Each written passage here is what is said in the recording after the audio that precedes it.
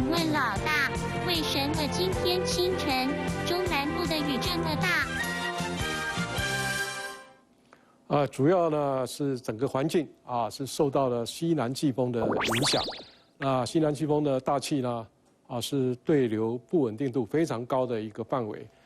所以只要碰到一些举升的作用就是让这个空气能够抬升的这个作用呢，它的不稳定度就会释放。那一般呢是地形的抬升是一个，另外呢今天比较跟前2天比较不一样的，就是因为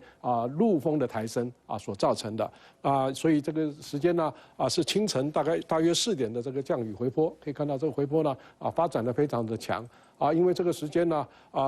大范围吹着西南风，但是呢这一个我们在地形上面的这个陆风呢，在这个时间也是最强的所以这个在沿海地区呢就产生符合的作用这种符合的作用就会让空气抬升。那这个空气一抬升就不得了了我们可以看到它的垂直速度非常的快，所以呢就产生很多的雷击的现象同时呢这就是我们常常在强调的要防范剧烈天气就是这一种形态除了雷击、强风，还有瞬间强降雨。那在今天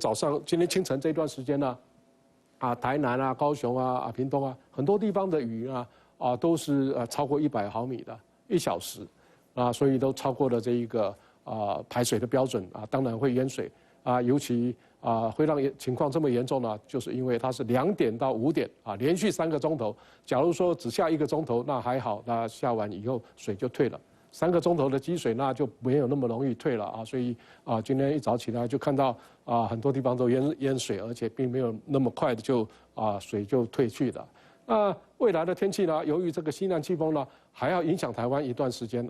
目前来看，至少到礼拜天所以在这一段期间呢就要注意这一种剧烈天气的发生也要注意大量的降雨。当然每天都不会完全一样这个时间跟地点发生的这一个状况不会完全一样的所以大家一定要特别注意气象局所发布的特报。那我们来看一下这个卫星云图。那今天呢可以看到这一个就是科勒刷台风范围很大，但是是一个轻度台风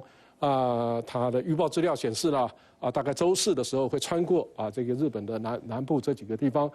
不过天气呢因为它范围很大所以明天开始就会受到它的外围环流的影响开始有变天的现象。那礼拜3、礼拜4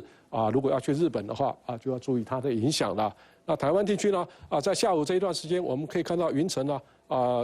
这个原来的强对流呢它已经消散掉了不过这个并不是说代表天气已经都稳定下来了，因为大环境还是不稳定的。那雷达也同样可以看到这一个强对流呢的这个残余的云系呢越来越少了不过要注意的是这一边是不是会有新的这种对流产生移进来，又会开始比较明显的降雨。那今天的这一个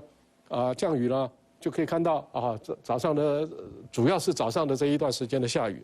最大的超过300毫米。那气温呢在北台湾因为比较晴朗所以升到37.2。那在花莲的这个纵谷里面也有36.1度。那在中南部下雨的关系，气温就降得很低了。那未来的天气，我们可以看到这一个定量降雨预报仍然可以看到在中南部这里有比较强的对流，午后还是会有这个对流往外面扩展的这个现象其他地区也有一点下雨的机会，不过主要的大量的降雨还是在迎风面上面。我们来看一下这个未来的天气啦同样的天气形态我们可以看到都是这种西南季风的影响，一直到礼拜6甚至于礼拜天还是一样的。那气温方面呢在北台湾来讲因为它大部分时间在下午的时候温度大概都会升到35、36度所以感觉上是很闷热的除非说有一些对流扩展出来了下雨才会让温度稍微下降一点不过这个几率都还是存在的，只是说相对的北部东半部的雨跟这个中南部的雨强度上差的很多。我们来看一下秒斗所以未来1周主要就是大气不稳定注意剧烈天气的发生那这个时间都是比较短，也比较突然要注意特报。那在比较容易累积比较多雨量的大部分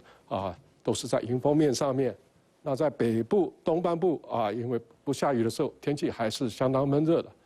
以上是最新的气象。